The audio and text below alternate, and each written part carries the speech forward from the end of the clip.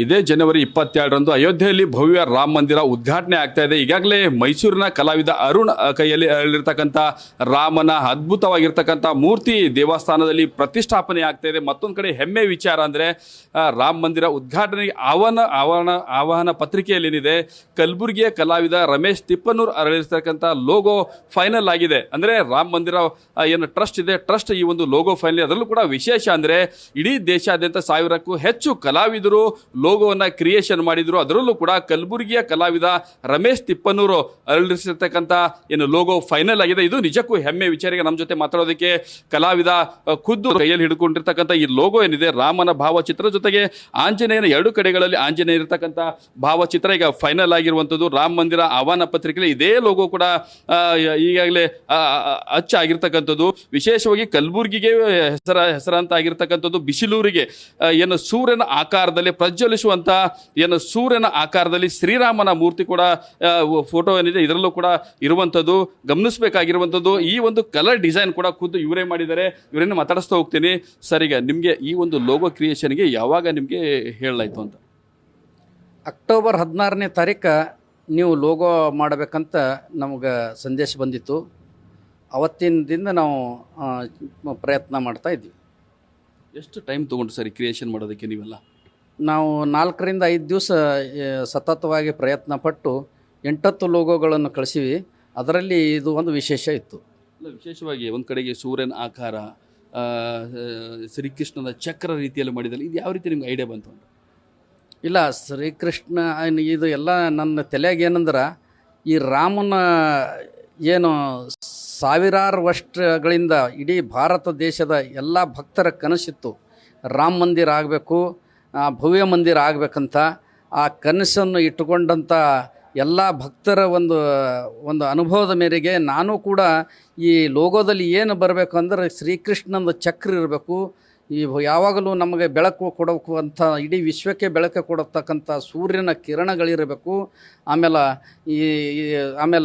ನೇಮನ ರಾಮ ಭಕ್ತ ಏನು ಅನ್ನಿಸ್ಕೊಂಡಿದ್ದಾನೆ ಅದು ನಮ್ಮ ಕರ್ನಾಟಕದಲ್ಲೇ ಅವರ ಜನ್ಮ ತಾಳಿದಂಥ ಹನುಮಂತನ ಒಂದು ಚಿತ್ರ ಇರಬೇಕು ಅಂಥೇಳಿ ನನ್ನ ಕಲ್ಪನೆ ಇಟ್ಕೊಂಡು ಅದೊಂದು ನಮ್ಮ ಎಲ್ಲ ಬಂಧು ಪ್ರಿಂಟರ್ಸ್ನ ಸಿಬ್ಬಂದಿ ವರ್ಗಗಳಿಗೆ ತೊಗೊಂಡು ಅದೊಂದು ಕಲ್ಪನೆ ಇಟ್ಟುಕೊಂಡು ನಾನು ಈ ಥರ ಮಾಡಿದ್ದೆ.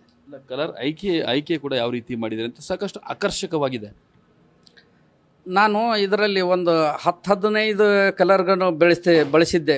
ಒಂದು 8 ಲೋಗೋಗಳನ್ನು ಬೇರೆ ಬೇರೆ ಕಲರ್ ಹಾಕಿ ಚಾಯ್ಸ್ ಮಾಡಿದ್ದೆ.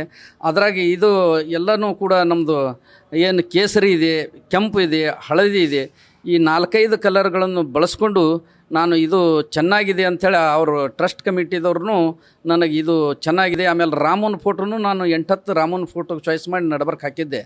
ಅದರಲ್ಲಿ ಇದೇ ಚೆನ್ನಾಗಿತ್ತು. ನನಗನ್ನಿಸ್ತಾ ಇತ್ತು ಇದೇ ಸೆಲೆಕ್ಟ್ ಆಗ್ಬೋದು ಅಂಥೇಳಿ. ಆದ್ರೆ ಇಡೀ ಭಾರತ ದೇಶಾದ್ಯಂತ ಮುದ್ರಣದಿಂದ 1000 ಲೋಗೋಗಳನ್ನು ಬಂದಿವೆ ಅವ್ರದ್ದು.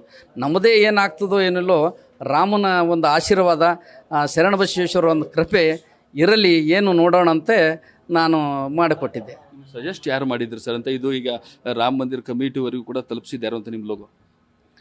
ಗೋಪಾಲ್ಜಿ ನಾಗರಕಟ್ಟೆ ಅಂತ ಶಿರ್ಷಿಯವರೇ, ಅವರು ನಮ್ಮ ರಾಮ ಮಂದಿರ ಏನು ಕಟ್ಟದ ಕನ್ಸ್ಟ್ರಕ್ಷನ್ದು ಕಮಿಟಿಯ ಸದಸ್ಯರಿದ್ದಾರೆ, ಅವರೇ ಉಸ್ತುವಾರಿ ಇದ್ದಾರೆ. ಅವರು ಕಲಬುರಗಿಗೆ ಬಂದು ನಮ್ಮ ಹತ್ತಿರ ಕೇಳಿದ್ದಾಗ ಅವರೇ ಸ್ವತಃ ಇಲ್ಲಿ 4 ತಾಸು ಕಳೆದಿದ್ದರು. ಎಲ್ಲ ಅವ್ರ ಎದುರೇ ಕುಂತು ನಾನು ಮಾಡಿಸಿದ್ದೆ. ಅವರೇ ನನಗೆ ಆಶ್ವಾಸನೆ ಕೊಟ್ಟಿದ್ದರು ಮಾಡಬೇಕಂತ.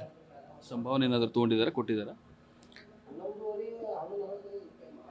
ಎಲ್ಲ ತೀರ್ಥಕ್ಷೇತ್ರದವರು ಸೆಲೆಕ್ಟ್ ಮಾಡಿದ್ಮೇಲೆ, ರಮೇಶ ನಿಮ್ಮ ಬಂಧು ಪ್ರಿಂಟರ್ಸ್ದೇ ಲೋಗೋ ಸೆಲೆಕ್ಟ್ ಆಗಿದೆಯಪ್ಪ, ನಮಗೆ ತುಂಬ ಸಂತೋಷ ಆಗಿದೆ, ಅದಕ್ಕೋಸ್ಕರ ಇದರದ್ದು ಎಷ್ಟು ಹಣ ಕೊಡಬೇಕು ಹೇಳಿ ಅಂತ ಕೇಳಿದರು. ಅದಕ್ಕೋಸ್ಕರ ನಾನಂದೆ, ಎಷ್ಟೋ ಜನ ರಾಮ ಮಂದಿರ ಸಲಕ್ಕೆ ಬಲಿದಾನ ಮಾಡಿದ್ದಾರೆ, ಯೋಧರ ಬಲಿದಾನ ಮಾಡಿದ್ದಾರೆ, ನಮ್ಮ ಮಾಧ್ಯಮ ಮಿತ್ರದವರು ಬಲಿದಾನ ಆಗಿದ್ದಾರೆ, ಎಷ್ಟೋ ಪೊಲೀಸ್ ಸಿಬ್ಬಂದಿಗಳು ಬಲಿದಾನ ಆಗಿದ್ದಾರೆ. ಇಂತಿಂಥ ರಾಮ ಮಂದಿರ ಕಟ್ಟಡ ಆಗಬೇಕಂಥೇಳಿ ಕನಸು ಕಂಡು ಎಷ್ಟೋ ಲಕ್ಷಾಂತರ ಜನ ಬಲಿದಾನ ಕೊಟ್ಟಿದ್ದಾರೆ. ನನಗೇನು ದುಡ್ಡು ಕೊಡ್ತೀರಿ ಗುರುಜಿ, ಸಾಕು ನನ್ನ ಬಲ್ಲಿ ಮಾಡಿ, ನಾನು ಒಂದು ಸಣ್ಣ ಸೇವೆ ಮಾಡಿದ್ದೀನಿ, ಇದಕ್ಕೆ ಯಾಕೆ ದುಡ್ಡು ಕೊಡ್ತೀರಿ? ನನಗೇನು ದುಡ್ಡು ಕೊಡಲ್ಲ, ನನಗೆ ರಾಮನ ಆಶೀರ್ವಾದೇ ಸಾಕು, ನಿಮ್ಮ ದುಡ್ಡು ಬೇಡ. ನಿಮಗೆ ಕೂಡ ನಾವು ರಾಮ ಮಂದಿರ ಟ್ರಸ್ಟ್ದವರಿಗೆ ತುಂಬ ಧನ್ಯವಾದ ಹೇಳ್ತೀನಿ ಅಂಥೇಳಿ ಅವರಿಗೆ ನಾನು ಧನ್ಯವಾದ ಕಳಿಸಿದ್ದೀನಿ. ಸರ್, ಎಷ್ಟು ವರ್ಷದಿಂದ ತಾವು ಈ ಒಂದು ವೃತ್ತಿಯಲ್ಲಿದ್ದೀರಿ ಅಂತ? ಸುಮಾರು ನಾವು ಈ ಮುದ್ರಣ ಚಾಲು ಮಾಡಿ 30ನೇ ವರ್ಷ ಆಯಿತು. ಆಮೇಲೆ 2018ನಲ್ಲಿ 25ನೇ ಸಿಲ್ವರ್ ಜುಬ್ಲಿ ಇತ್ತು ನಮ್ಮದು. ಆ ಸಿಲ್ವರ್ ಜುಬ್ಲಿಗೂ ಕೂಡ ರಾಮ ಮಂದಿರ ಟ್ರಸ್ಟ್ದು ಗೋಪಾಲ್ಜಿನೇ ಉದ್ಘಾಟನೆ ಮಾಡಿದ್ದರು. ಆಮೇಲೆ ನಮ್ಮ ಜಗದ್ಗುರುಗಳಾದ ಇದು ರಂಭಾಪುರಿ ಇದು ಉಜ್ಜಯಿನಿ ಜಗದ್ಗುರುಗಳು ಕೂಡ ನಮ್ಮ ಸಿಲ್ವರ್ ಜುಬ್ಲಿಗೆ ಆಗಮಿಸಿದ್ರು.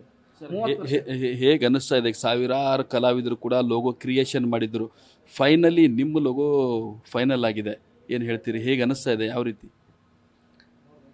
ವಿಶೇಷವಾಗಿ ನಮ್ಮ ಫ್ಯಾಮಿಲಿ ಹಾಗೂ ನಮ್ಮ ಬಂಧು ಪ್ರಿಂಟರ್ನ ಸಿಬ್ಬಂದಿ ವರ್ಗ ಈ ನಮ್ಮ ಲೋಗೋ ಫೈನಲ್ ಆಗಿದೆ ಅಂತಂದ್ರ ಮೇಲೆ ನಾವು ತುಂಬ ಹರ್ಷದಿಂದ ಎಲ್ಲರೂ ಸಂತೋಷ ಉಲ್ಲಾಸದಿಂದ ನಮ್ಮ ಸಿಬ್ಬಂದಿ ನಮಗೂ ಇನ್ನೂ ಹೆಚ್ಚಿನ ಕೆಲಸ ಮಾಡಬೇಕಂತ ಹುಮ್ಮಸ್ಸು ಬರ್ತಾ ಇದ್ದಾರೆ. ಆಮೇಲೆ ಎಲ್ಲರೂ ಕಲಬುರಗಿ ಜಿಲ್ಲೆಯ ಕರ್ನಾಟಕ ನಾಡಿನ ಎಲ್ಲ ನಮ್ಮ ಹಿತೈಷಿಗಳು ನನಗೆ ಶುಭಾಶಯ ಕಳಿಸ್ತಾ ಇದ್ದಾರೆ. ಇದಕ್ಕಿಂತ ಖುಷಿ ಮತ್ತೇನಿದೆ ಹೇಳಿ? ಅದಕ್ಕೋಸ್ಕರ ನಾವೆಲ್ಲರೂ ಭಾಳ ಯಾವ ದುಡ್ಡು ಗಳಿಸಿದ್ರಾಗ ಅಷ್ಟು ಸಂತೋಷ ಆಗಲ್ಲ. ಇಂಥ ಒಂದು ಸೇವೆ ಮಾಡಿ ಎಲ್ಲರೂ ನಮಗೆ ಶುಭಾಶಯ ಕಳಿಸ್ತಾರಲ್ಲ, ಅದೇ ನಮಗೆ ಆಶೀರ್ವಾದ. ಅದಕ್ಕೆ ನಿಮಗೂ ಕೂಡ ನಮ್ಮ ಮಾಧ್ಯಮ ಮಿತ್ರರು ಸತತ ನನಗೆ ಪ್ರಯತ್ನ ನಿನ್ನೆ ಹಿಡಿದು ಪ್ರಯತ್ನ ಪಟ್ಟು ಎಲ್ಲ ಪ್ರಚಾರ ಮಾಡ್ತಾ ಇದ್ದಾರೆ. ಅದು ರಾಮನ ಸೇವೆ ಅವರು ಮಾಡ್ತಾ ಇದ್ದಾರೆ. ಅವರಿಗೂ ಕೂಡ ನಾನು ಧನ್ಯವಾದ ಸಲ್ಲಿಸ್ತೀನಿ. ಇದು ಕಲಾವಿದೆ ರಮೇಶ್ ತಿಪ್ಪನೂರು ಅವರು ಹೇಳಿರುವಂಥ ಮಾತು. ಒಟ್ಟಿನಲ್ಲಿ ಬಿಸಿಲೂರು ಕಲಬುರಗಿಯಿಂದ ರಮೇಶ್ ತಿಪ್ಪನೂರು ಕೈಯಲ್ಲಿ ಅವರ ಒಂದು ಟ್ಯಾಲೆಂಟ್ನಲ್ಲಿ ಕ್ರಿಯೇಷನ್ ಆಗಿರ್ತಕ್ಕಂಥ ಲೋಗೋ ಈಗ ಭವ್ಯ ರಾಮ ಮಂದಿರ ಉದ್ಘಾಟನೆಯ ಆಹ್ವಾನ ಪತ್ರಿಕೆಯಲ್ಲಿ ಅಚ್ಚ ಆಗ್ತಾ ಇದೆ. ಇದು ಸಾಕಷ್ಟು ಖುಷಿ ತಂದಿರುವಂಥದ್ದು ಕಲಬುರಗಿ ಜನತೆಗೂ ಕೂಡ ಸಾಕಷ್ಟು ಹೆಮ್ಮೆ ವಿಚಾರವಾಗಿದೆ. ಕ್ಯಾಮ್ರಾ ಪರ್ಸನ್ ಶಾಣು ಜೊತೆ Bajrangi, news first, Kalaburagi. News first ನಿರ್ಭೀತಿಯಿಂದ ನಿಮ್ಮ ಪರವಾಗಿ.